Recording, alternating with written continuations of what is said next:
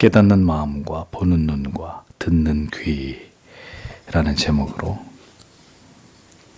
하나님 말씀을 생각해 보도록 하겠습니다. 신명기 29장은 5장에서부터 계속되어 온 이 시내산 언약에 대한 결론적 요약에 해당되는 부분으로 모압 평지에서 이 호렙산 언약, 시내산 언약을 다시 추인하는 이런 형식을 취하고 있습니다. 하나님께서는 이스라엘 백성들이 시내산에서 맺은 언약을 올바로 준수하지 못함을 이스라엘 백성들, 이 새로운 출애굽 이후에 새로운 세대를 형성한 이스라엘 백성들에게 이것을 상기시키시면서 이것을 타산지식으로 삼아서 출애굽 이후의 세대들이 이제 모압 평지에서 맺는 또 새로운 언약을 그들이 신실하게 지킬 것을 당부하고 계시는 이런 말씀을 우리가 볼 수 있습니다. 시내산 언약과 이제 말씀하신 모압 언약은 그래서 내용상 큰 차이가 없지만 시내산 언약은 이스라엘의 원년 세대와 맺으신 언약이라면 이 모압 언약은 그 시내산 언약의 내용을 다시 새로운 세대들에게 재해석해주고 그것을 새롭게 적용해주는 점에서 차이가 있다고 말할 수 있겠습니다. 하나님께서는 다시 가나안 입성을 앞둔 이스라엘의 새로운 세대들과 다시 언약을 맺음으로 그들이 하나님의 언약의 백성이라는 사실을 다시 한번 기억하고 선조들의 과오를 반복하지 않기를 당부하시면서 다시 이렇게 그들과 언약을 체결하시는 것을 보게 되죠. 언약에는 언제나 저주와 축복의 조항이 반드시 포함이 되어 있습니다. 지키면 하나님께로부터 복을 받게 되고 어기면 불순종하면 반드시 하나님의 지엄한 저주가 임한다는 것을 엄중하게 경고하고 있습니다. 이것은 이스라엘이 절대로 하나님을 떠나서는 살아갈 수 없는 존재라는 것을 분명하게 인식하게 하기 위한 이런 목적 때문이죠. 그토록 강조하고 또 강조하셨어도 하나님과 맺은 언약을 지킬 능력이 없는 이스라엘 백성들과 그들의 역사를 통해서 우리는 이제 그리스도 예수로 말미암아 예수 그리스도로 말미암아 우리의 마음에 이제 돌비가 아닌 우리의 마음에 새겨놓으신 새 언약의 그 가치와 그 위대함을 다시금 생각하게 되는 것입니다. 아무리 하나님께서 이토록 율례와 규례와 법도와 계명을 세우셔서 이것을 지켜라 순종해라 라고 말씀하셔도 1세대가 됐든 2세대가 됐든 그것을 지켜낼 수 없는 무능한 이스라엘 백성들 그들의 모습을 보면서 새 언약의 중요성 더 이상 율법을 지킴으로써의 의가 아닌 구원이 아닌 주 예수 그리스도께서 우리의 구주 되심을 믿는 그 믿음으로 인한 의로움을 구원을 우리에게 선물로 주신 이 성부 하나님과 성자 예수 그리스도의 크신 은혜를 우리가 이렇게 구약을 공부하면서 특별히 이렇게 신명기 이런 말씀을 접하면서 우리가 이것을 생각해야 되는 것입니다. 십자가의 그 위대하신 사랑, 바울이 왜 십자가만을 자랑한다고 자기에게 가장 고상한 지식은 십자가를 하는 지식 그뿐이라고 그렇게 고백할 수밖에 없었는지 우리가 이러한 하나님의 율법을 공부하면서 더 우리에게 주신 이 놀라운 새 언약 아래서의 은혜의 소중함을, 귀중함을 계속해서 생각하는 그런 은혜가 우리에게 있어야 될 줄 압니다. 자, 오늘 1절과 2절, 본문의 1절과 2절을 보겠습니다. 이것들은 그가 호렙에서 그들과 맺으신 그 언약 외에 모압 땅에서 이스라엘 자손들에게 세우기 위해 여호와께서 모세에게 명하신 언약의 말씀들이다. 그리고 모세가 모든 이스라엘을 불렀다. 그리고 그가 그들에게 말했다. 너희가 여호와께서 애굽 땅에서 너희 목전에서 바로와 그의 모든 종들과 그의 모든 땅에 행하신 모든 것을 보았다. 이렇게 기록이 되어 있습니다. 하나님께서는 이제 가나안 입성을 앞둔 이스라엘의 새로운 세대들에게 호렙에서 맺은 언약에 덧붙여서 이스라엘이 출애굽한 지 40년이 지난 상황에서 요단 동편 모압 평지에서 하나님께서는 모세를 통해 주셨던 그 언약을 다시 재확인하고 계셨습니다. 출애굽의 1세대들은 하나님의 법을 어기고 불순종함으로 인해서 모두 광야에서 죽임을 당했기에 하나님은 이제 가나안에 들어가기가 초일기에 임한 이 시점에서 다시 시내산 언약을 갱신해서 모압 언약으로 대체하시면서 애굽 출애굽의 2세대들에게 다시 이 하나님이 세우신 언약의 중요성을 강론할 필요성을 하시고 이 일을 행하시는 것을 볼 수 있습니다. 모세는 출애굽 당시 20세 미만이어서 계수가 되지 않은 자와 그리고 출애굽 이후에 태어난 광야의 긴 여정 속에 태어난 신세대들에게 과거를 돌아보아 출애굽 이후 40년 동안 하나님이 어떻게 너희들의 조상들을 인도하시고 그들을 위해 놀라운 이적을 행하시고 먹을 것, 입을 것을 책임지시면서 숱한 전쟁에서 승리하게 하셨던 그 예들을 증거하고 있습니다. 모세는 이스라엘의 모든 백성들을 소집하고 그들에게 여호와께서 애굽에서 너희 목전에서 바로와 신하와 그 온 땅에서 행한 일들을 너희가 보지 않았느냐 이것을 상기시키고 있습니다.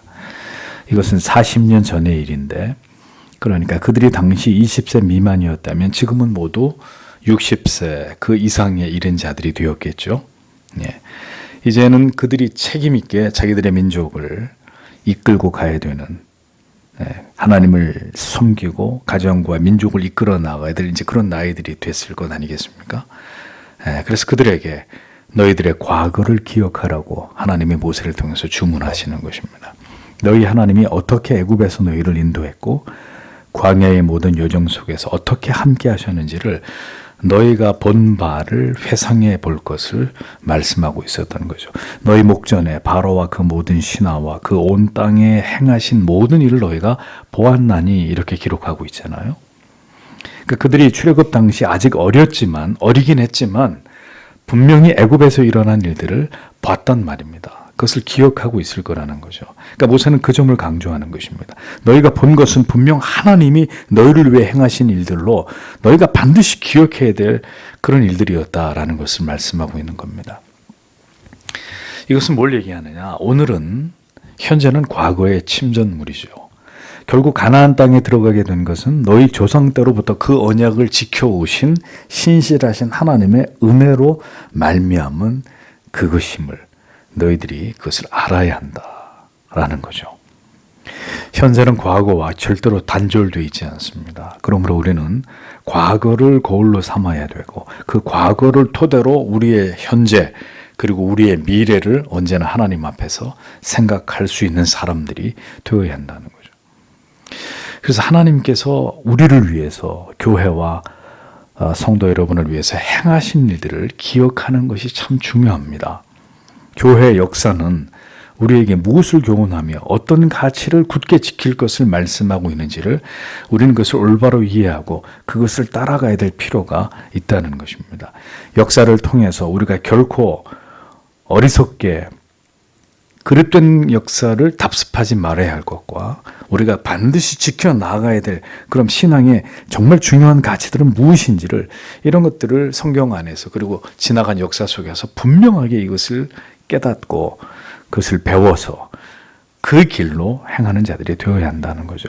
우리는 절대로 새롭게 만든 길을 가서는 안 됩니다. 하나님이 우리를 인도해 오신 그 과거로부터 여기까지 우리를 이끌어 오신 그 옛 길을 따라서 그 교회가 역사 속에 어떻게 흘러왔는지의 그 흐름을 따라서 우리가 역사를 통해 배우고 이미 나 있었던 그 길로 행하는 자들이 되어야 한다는 거죠. 그것이 가장 안전한 길이기 때문입니다. 자, 역사를 통해서 우리가 뭘 보고 배웠습니까? 애굽에서 하나님께서 행하신 모든 일들을 이스라엘의 새로운 세대들이 보고 기억하였다면 그럼 우리는 이 기독교의 역사를 통해서 또 이 대한민국에 이 땅에 뿌려진 복음이 오늘까지 이 나라에서 어떻게 자라왔는지의 이 과정을 통해서 우리가 무엇을 기억하고 교훈해야 되는지를 생각해 봐야 된다는 거죠. 이스라엘에게도 그들의 역사가 중요했다면 프로테스탄트, 이 개신교에도 이 개신교의 교회의 역사뿐만 아니라 이 땅에 기독교가 전래해온 역사, 어떻게 교회가 이 한국에 복음이 떨어져서 한국의 교회가 어떤 역사를 통해 여기까지 오게 되었는지 이런 것들을 그리스도인들이 관심을 가지고 깊이 정확히 알아야 한다는 겁니다. 왜냐하면 그것이 하나님이 행하신 일들이기 때문이라는 거죠. 역사는 바로 하나님의 일하심을 배우는 장입니다. 하나님께서 그 백성들을 위해서 뭘 행하셨고 그것을 통해서 우리에게 무엇을 교훈하고 계시는지를 후대는 면밀히 살펴야 합니다. 역사 속에 담겨있는 하나님의 메시지가 있기 때문이죠. 그러니까 이런 모든 노력들이 하나님을 올바로 신앙하는 첩경이고 신앙의 그릇된 길로 벗어나지 않을 수 있는 지혜로운 길이에요. 우리의 개신교의 종교개혁자들의 신앙에 그들이 만들어 놓은 길과 그 유산이 뭔지를 알아야 이상한 신앙으로 안 빠지는 거예요. 그 전통과 교리에서 벗어난 사이비단 같은 이상한 믿음으로 신비주의나 은사주의나 말이죠. 신사도주의나 뭐 종교다원주의나 이상한 길로 안 빠질 수 있는 거죠. 그걸 알아야. 그런 것들을 다 놓쳐버리고 우리 마음대로 길을 만들어서 가다 보니까 하나님과 전혀 관계없는 신앙의 곁길로 행하게 되는 이런 문제들이 발생한다는 겁니다. 3, 4절을 이어서 보십시오. 내 눈이 그 큰 시험들과 그 표적들과 그 큰 기사들을 보았다. 그러나 여호와께서 오늘날까지 너희에게 깨닫는 마음과 보는 눈과 듣는 귀를 주지 않으셨다. 이렇게 기록되어 있습니다. 자, 출애굽의 2세대들도 분명 하나님의 큰 능력의 역사, 하나님의 존재를 확인시키시는 이런 이적들을 보았단 말입니다. 하나님의 능력이 나타나는 현장에서 일어나는 그 기이한 일들, 말로 다 설명할 수 없는 신비한 하나님의 능력과 기사와 이적이 일어나는 이런 것들을 모두 목격한 증인들이란 말이죠. 하나님의 출애굽의 과정에서 보이신 애굽에서의 그 10가지 재앙을 비롯해서 출애굽의 여정 그 모든 시간 속에 하나님이 얼마나 위대하시고 두려우신 신이신지, 그리고 하나님이 자기 백성들을 얼마나 사랑하시는지 하나님이 그것을 다 나타내셨단 말이죠. 40년이라는 시간 속에서. 생각해 보십시오. 당시 중동의 가장 강력한 패권 국가였던 애굽을 하나님이 이스라엘을 출애굽시키는 과정에서 어떻게 그 나라를 초토화시켰는지, 이스라엘을 추격하던 바로의 군대를 어떻게 수장시키셨는지, 하나님이 몰살시키셨는지, 하나님이 이스라엘이 보는 앞에서 이 일들을 다 행하셨다는 겁니다. 너희들이 다 보지 않았느냐 이거죠. 왜 그런 것들을 보이셨습니까? 여호와 하나님이 어떤 분이신지를 알라는 것입니다. 그분은 원수를 멸하시는 용사이시고 선민을 구원하시고 보호하시는 참된 구원자가 되신다는 것을, 그렇게까지 너희를 사랑하고 소중히 여긴다는 것을 이스라엘 백성들의 눈으로 보게 하셨다는 거예요. 하나님이 보게 하셨다. 보게 하는 게 목적이었단 말입니다. 내가 누군지, 여호와 하나님이라는 신이 어떤 신인지를 그들이 보고 그것을 체험하게 하는 것이 하나님의 목적이었단 말입니다. 그러니까 성도 여러분, 우리의 생각에는 이 같은 하나님의 위대한 이적과 기사와 능력을 직접 목도했다면 누구든 반드시 하나님의 명령과 규례와 법을 지켜서 복종할 것이라고 이렇게 우리가 생각할 수 있을 것입니다. 그러나 어이없게도 이스라엘 백성들은 이 같은 하나님의 능력을 힘입어서 출애굽을 했지만 그들은 광야를 지나가는 동안 어떻게 했습니까? 틈만 있으면 하나님과 모세를 원망하고 불평하고 급기야 우상을 숭배하는 이런 참남한 죄들을 범하지 않습니까? 봤단 말이에요. 그 현장에서 다 그걸 봐놓고도 결국 하나님을 버리는 이런 죄들을 이스라엘이 범하지 않습니까? 이스라엘이 하나님의 위대한 이적과 기사와 능력을 목도했음에도, 자, 그러면 왜 그렇게 하나님을 경외하고 그 계명을 지켜 순종하기보다는 그들이 그 반대로 행하면서 하나님을 향해서 계속 어리석은 불순종과 거역으로 일관했느냐, 이게 궁금하잖아요. 왜 그렇게 했느냐? 아니, 하나님을 몰랐다 그러면 그럴 수 있지만 하나님이 그런 방식으로 다 하나님의 위대하심을 보여줬는데도 이스라엘은 왜 하나님을 순종하지 않았느냐? 성경에 깨닫는 마음을 레브 라다트라고 되어 있습니다. 영어에서 hard to understand 이렇게 되어 있습니다. 그러니까 이해하는 마음, 아는 마음, 이해할 수 있는 마음. 깨닫는 마음. 마음이 뭡니까? 이해와 의지의 기관입니다. 그 마음에서부터 여호와 하나님 경외함이 발생하는 거잖아요. 마음에서부터. 또 보는 눈과 듣는 귀는 단순히 보고 듣는다는 그런 의미가 아니라 눈앞에서 지금 보여지고 귀로 들려지는 것에 그 깊은 의미, 그 교훈, 그 깨달음을 인지할 수 있는 그 능력을 의미한단 말이죠. 이스라엘은 애굽에서 하나님이 행하시는 크신 능력을 목도했지만 그 사건들의 심오한 의미를 깨닫는 마음, 그것을 그 영적인 의미를 볼 수 있는 영적인 눈, 그리고 그것을 들을 수 있는 영의 귀가 그들에게 없었다라고 기록하고 있습니다. 그들의 마음속에 진심으로 하나님을 경외하고 사랑하는 마음이 없었기 때문이라는 거죠. 이해가 되십니까? 그러니까 하나님이 언제든지 일어날 수 있는 그런 일을 그들에게 보여주신 게 아니라 전대미문에 그들이 듣도 보도 못한, 정말 어떻게 설명할 길이 없는 이런 놀라운 하나님의 이적과 능력과 기사를 보여주셨어도 그것을 이해할 수 있는 마음도 없고, 눈앞에 펼쳐지는 그 일이 얼마나 위대한 일이고 이게 절대로 일어날 수 없는, 오직 하나님에 의해서 일어난 엄청난 일이라는 것으로 이렇게 눈으로 보면서도 그것을 이해할 수 있는 능력도 없었고, 귀로 그런 모든 것들이 들려지는데도 하나님의 말씀이 선포되고 이런 모든 오감을 통해서 그들이 그 본 모든 것들의 그 의미를 이스라엘이 몰랐다는 거예요.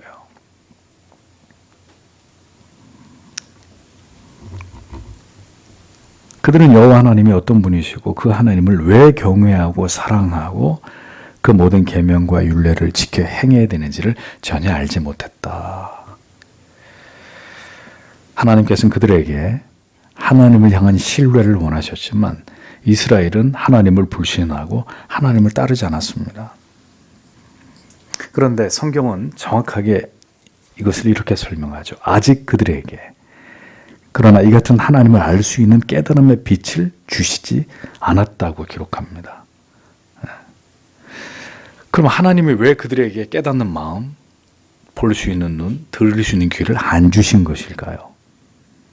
그 이유는 아직 이스라엘이 하나님을 알 수 있을 만큼의 그들의 영혼과 마음의 준비가 되어 있지 않았기 때문입니다.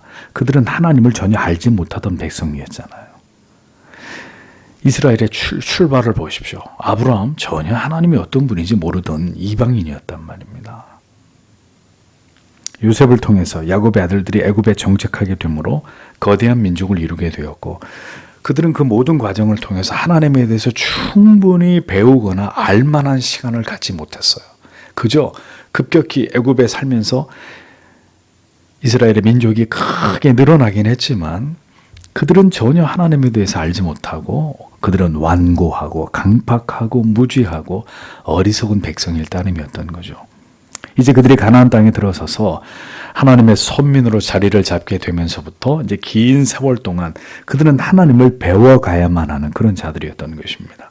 그러니까 하나님에 대한 무지한 백성들에 대해서 그들에게 부과된 의무를 수행하기를 하나님이 바라실 만큼 하나님은 성급하신 분이 아니시거든요. 그러니까 하나님은 그들 속에 있는 그 완악함을 보셨습니다. 그것은 너무도 깊이 그들의 영혼에 뿌리 박혀 있기 때문에 쉽게 해결된 문제들이 아니라는 것을 하나님이 알고 계셨다는 거죠. 그러니까 하나님의 정하신 때가 이를 때까지 그들은 영적인 무지와 무능의 상태에 하나님이 그들을 두신 것입니다. 자, 이스라엘은 사실 하나님을 알기를 원해야 했습니다. 자기들에게 이 같은 능력을 행하시는 신이 누구이신지를 간절히 알기를 원했어야 됐습니다. 그 존재를 신뢰하면서 의지하면서 하나님이 원하시는 삶은 무엇일까, 이것들을 하나님의 계명 속에 찾아서 그것을 살아가고자 하는 마음을 가졌어야 합니다. 그러나 메시아가 오셨어도 그를 불신하고 오직 정치적 메시아로 혹은 그들의 육체적 필요만을 해결받기를 원하는 그런 구세주로 여기는 그런 무지함과 목매함이 구약부터 신약까지 이스라엘에게 계속 그와 같은 그 어리석음이 이스라엘에게 있었듯이 이스라엘은 하나님을 진지하게 알고 믿고 경외하고 사랑하고자 하는 마음이 없었던 것이죠. 예수를 믿어도 말입니다. 교회를 다녀도 우리의 마음이 이스라엘 백성들만큼이나 어리석고 무지하고 하나님을 전혀 경외하지도 사랑하지도 않은 채로 그냥 종교적 관성과 습관만 가지고 얼마든지 신앙생활을 영위할 수 있단 말이에요. 그러니까 이게 큰 문제라는 거죠.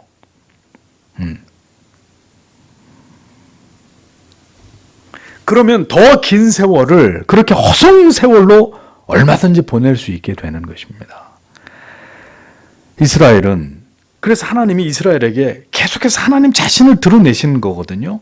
그들에게 이적을 보이시고 기사를 행하시고 능력을 행하십니다. 하나님이 왜 그렇게 하셨겠냐고요. 이스라엘이라는 나라를 택하시고 하나님이 그들을 이끌어가는 과정 속에서 왜 하나님이 선수적으로 계속해서 하나님이 이 땅에 어떤 신도 행하지 못했던 능력을 계속 이스라엘에게 보이시면서 하나님이 그들에게 다가가셨겠냐고요. 그것은 여호와 하나님을 그들로 하여금 신뢰하게 하고 그들의 마음을 하나님께로 향하게 만들기 위해서 하나님이 계속 그들에게 하나님 자신을 나타내셨거든요. 그런데 문제는 뭐냐? 그들은 그러한 진지한 마음을 하나님을 향해서 품은 적이 없었다는 것입니다. 그 결과 그들은 오늘에 이르기까지 하나님께서 그들에게 깨닫는 마음, 보는 눈, 듣는 귀를 주시지 않은 채 그들을 인도해 오셨다는 이 놀라운 사실을 지금 듣고 있는 거예요. 성도 여러분, 하나님은 간절히 하나님을 찾는 자를 만나 주십니다. 오늘도 간절히 그 은혜를 구하며 믿음 먹기를 사모하고 더 신앙의 성숙과 성화되어 나아가기를 그렇게 하고자 하는 동기를 진리 안에서 발견하고 하나님의 은혜를 구하고 힘차게 자신의 신앙의 수레바퀴를 굴려가는 자들 안에서 더 강력하게 더 친밀하게 역사하시고 그의 신앙을 더 깊은 곳으로 이끌어 가신단 말이죠. 그러므로 성도는 하나님께 언제나 내 마음을 쪼개어 하나님께서 내 마음을 열어주시고 내 눈을 열어서 내 귀를 열어서 주의 법에 귀한 것을 보고 듣고 그 귀한 진리를 깨달을 수 있기를 진지하게 기도하고 간구해야 된다는 것을 잊어서는 안 됩니다. 신앙은 저절로 자라는 게 아니에요. 신앙의 씨앗을 심어주시는 분은 하나님이시지만 그 신앙이 자라는 문제는 그냥 저절로 시간만 지나면 어떻게 되겠지 그런 차원의 것이 아니란 말입니다. 하나님을 깊이 만나지 못하고 우리가 마음으로 진리를 깨달으며 그 마음에서 하나님을 경외하고 진심으로 사랑하는 마음을 갖지 못할 때 우리의 눈이 진리를 깨닫고 감격하고 우리의 귀가 이 세상에서 결코 들을 수 없는 깨달음으로 감동하지 못한다면 우리의 믿음은 절대로 자랄 수 없고 우리는 결코 주를 위해 우리의 신앙을 위해 우리의 소중한 것을 포기할 수 없다는 것을 잊어서는 안 되는 것입니다. 이스라엘을 보십시오. 하나님이 이스라엘을 위해서 위대한 일들을 행하셨어요. 출애굽의 과정 속에서 하나님의 놀라운 능력을 보이셨고 광야 40년 동안 그들의 먹을 것과 입을 것을 공급하시고 구름 기둥과 불 기둥으로 그들을 인도하셨습니다.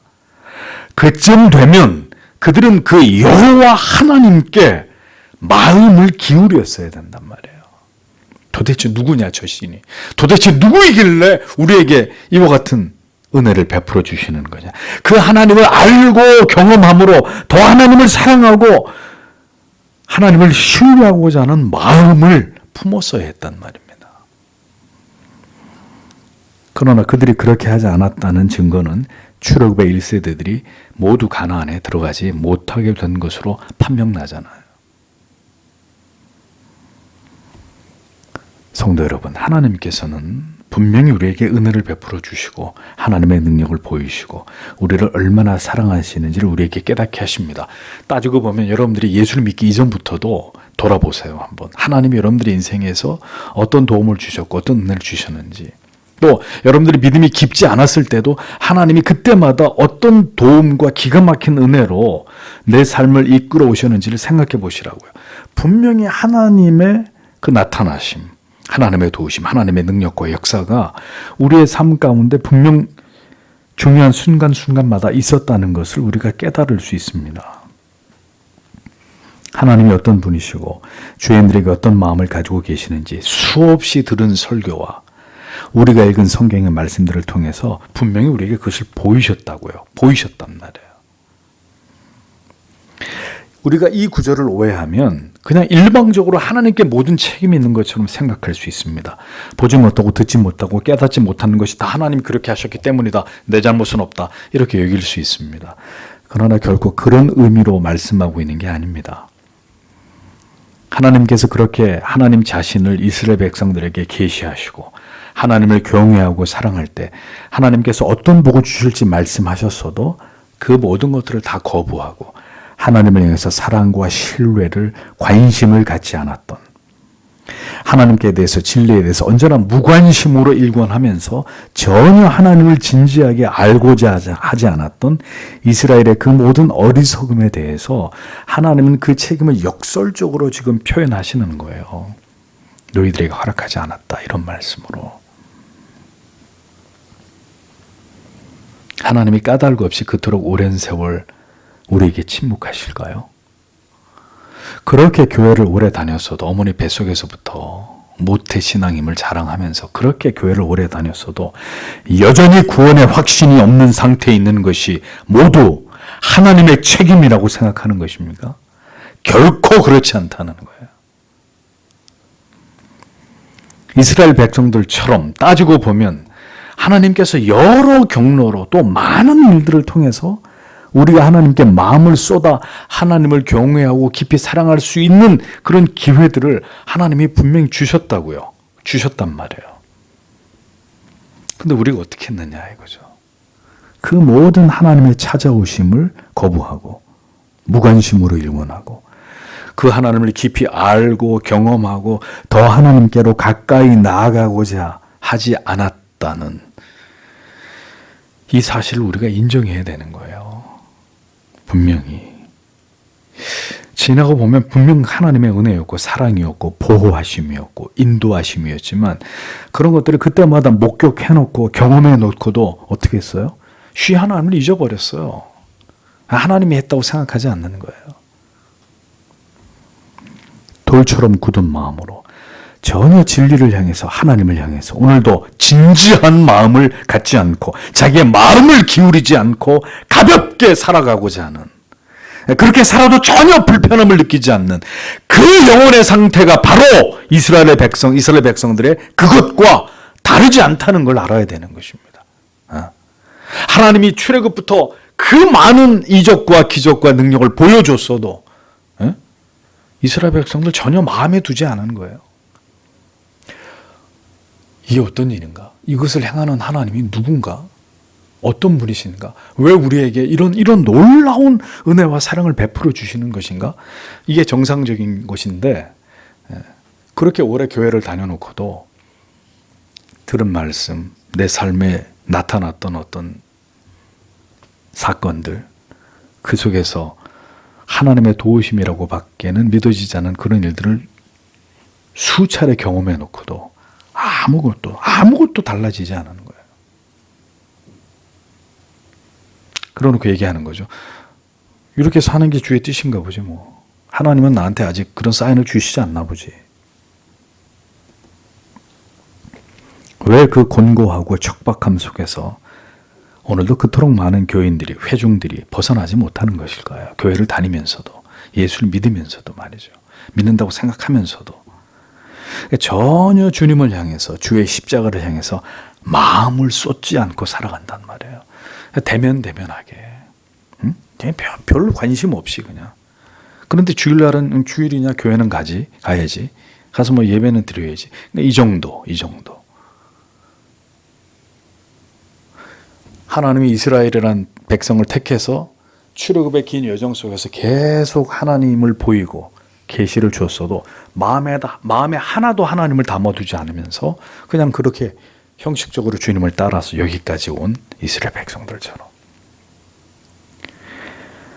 어떤 사람의 믿음은 꼭 그렇게 엉터리일 수 있는 거예요. 전혀 관심이 없는 하나님에 대해서. 그렇게 긴 세월을 교회 앞마당을 밟고 귀에 딱지가 않도록 하나님 말씀을 들었고 내 삶의 어떤 순간에 기가 막힌 어떤 하나님의 은혜를 분명히 체험했는데도 전혀 하나님께 요만큼도 마음이 가지 않는 거예요. 지금도 여전히 세상에서 자기의 즐거움과 행복과 쾌락을 위해서 사는 게 좋고 주님 앞에 나오는 것은 끔찍하기 싫고 이스라엘 백성들의 그것과 전혀 다르지 않은 믿음이에요. 하나님에 대한 진리에 대한 영적인 것에 대한 철저한 무관심. 하나님께서 분명 말씀으로 어떤 사건을 계기로 어떤 인생에 일어난 일들을 통해서 분명히 우리에게 다가오셨고 하나님의 존재하심을 드러내셨어도 그 하나님을 외면하고 다시 내 자신과 세상을 향해서 내 즐거움, 내 육신의 쾌락, 내 꿈, 내가 원하는 거 이런 것들을 도모하는 일에만 여전히 우리의 마음을 두는 삶에서 우리가 돌아서지 않는다면 하나님을 생애적으로 깊이 경험하고 그 풍성한 은혜에 감싸여 감격과 기쁨의 눈물을 흘리면서 오직 하나님의 그 사랑으로 인해서 감사하고 감격하게 되는 날들은 우리에게 찾아오지 않을 수도 있는 거예요. 여러분, 이스라엘 백성들의 이 완악함과 완고함이 오늘에까지 지속되고 있는 것을 보십시오. 에? 하나님을 부인하고 신약의 모든 진리와 그 언약에 대해서 외면하고 있는 그들의 그 차가운 메시아에 대한 무관심이 여전히 지금 이스라엘 저 나라에 여전히 계속되고 있는 것을 보십시오 한번. 그러니까 인간의 어리석음이 얼마나 무서운지를 우리는 그들을 통해서 보는 것입니다. 아직도 못 깨닫고 있잖아요. 응? 소수의 메시아닉 주들을 제외하면 이스라엘 보시란 말입니다. 여전히 하나님이 어떤 분인지를 모르고 있어요. 그러나 그 이스라엘의 모습이 오늘 우리 안에 있는 것을 본단 말이죠. 우리가 우리의 자녀들의 영혼에도 우리의 배우자들이나 부모님의 영혼 속에도 깊이 배어 있단 말이죠. 그게 신앙이 뭔지는 알아도 하나님을 갈구하지 않는 그런 형식적인 빈 껍데기 같은 믿음 말이죠. 그러니 어떻게 해야 되겠습니까?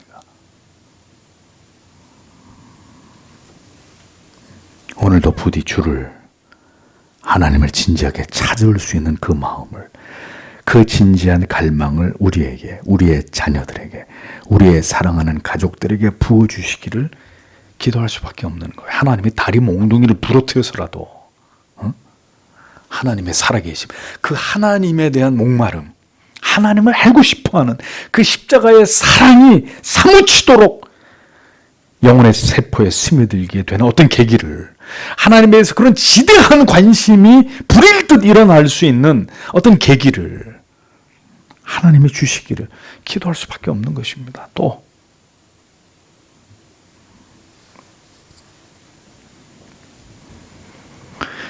여러분 이스라엘을 보십시오. 그랬던 말입니다. 아무런 관심이 없어요. 하나님이 그렇게 많은 하나님의 능력을 보여주셨어도 하나님께 마음이 없어요. 그러니 하나님도 그들에게 그 이상의 관계로 하나님이 다가가시지 않는 거예요.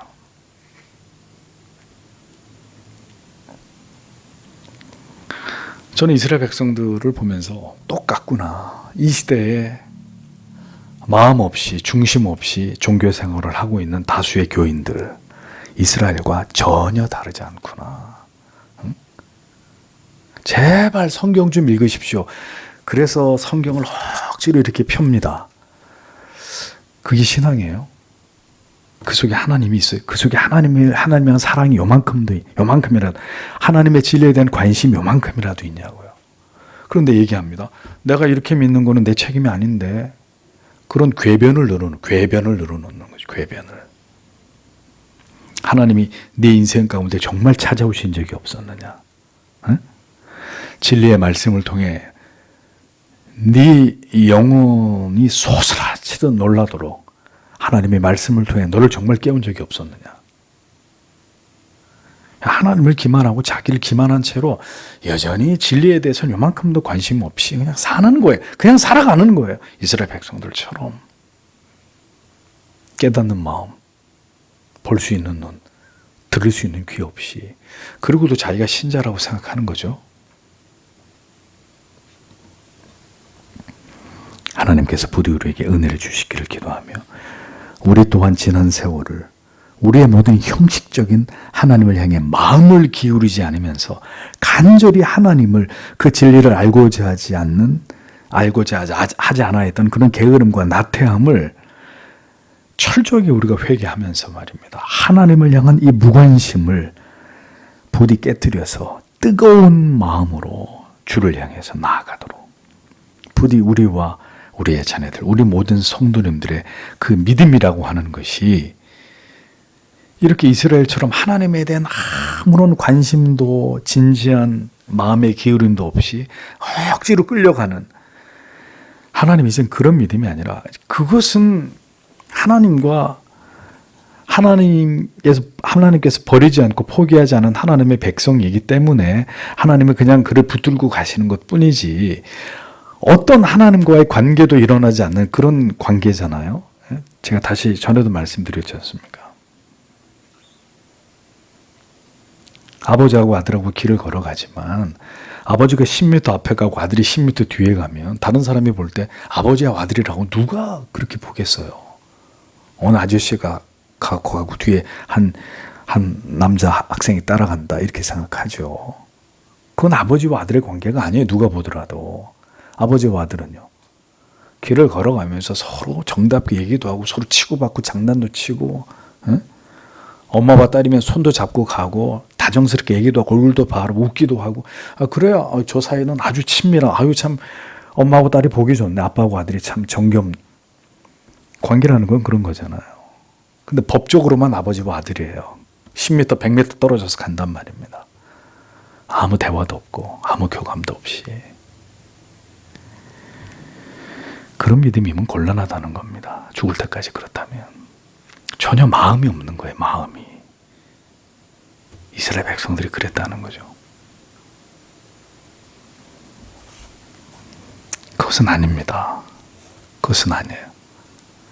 그러니까 여러분들이 자꾸 하나님이 다 때가 되면 알아서 어떻게, 그 말도 틀리진 않는데 이미 여러분들에게 하나님의 뜻이 무엇인지를 충분히 보였고, 하나님이 찾아오셨고, 하나님의 살아계심을 보였고, 어려움 가운데 기도도 들어주시고 도움도 주시고 건져내시기도 하시고, 얼마든지 따지고 보면 하나님이 살아계시고 날 사랑한다는 증거들이 많은데도 지금은 다 잊어버리고, 그건 뭐 나한테 다 지난 일이고 중요하지도 않아 이러고 사는 거죠, 그냥.